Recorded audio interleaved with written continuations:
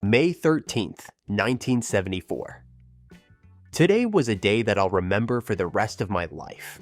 It's funny how something as small as a cigarette can mark a significant turning point. I found myself wrapped in the haze of rebellion and curiosity, the scent of Marlboro hanging heavy in the air as I took that first drag. It was a warm spring afternoon, the kind where the sun casts a golden hue over everything, and the breeze carries whispers of freedom. School had ended for the day, and I found myself lingering outside the gates with my friends, our laughter mingling with the sounds of passing cars and distant chatter.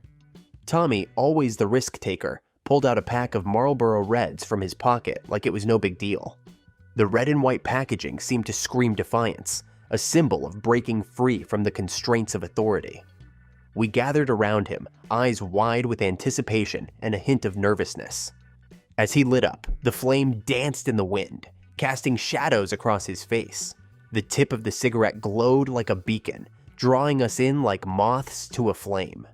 The scent of tobacco filled the air, mingling with the sweetness of blooming flowers nearby. With trembling hands, I accepted the cigarette passed to me, feeling the weight of it between my fingers. The paper was rough against my lips as I brought it to my mouth, inhaling deeply as I watched the ember flare to life. The smoke burned my throat, harsh and acrid, yet strangely exhilarating. It tasted of rebellion and independence, a fleeting taste of adulthood in a world that often felt suffocatingly juvenile. In that moment, as I stood there with my friends, passing around that forbidden pleasure, I felt alive in a way I hadn't before. The worries of school and family faded into the background, replaced by a sense of camaraderie and shared experience.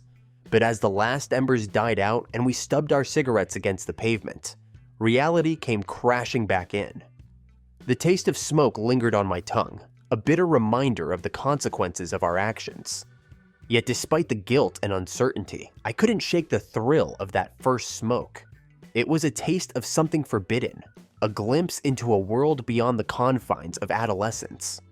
And as I walked home that evening, the echo of Marlboro still clinging to my clothes, I couldn't help but wonder what other secrets lay waiting to be discovered beyond the smoke-filled haze of youth.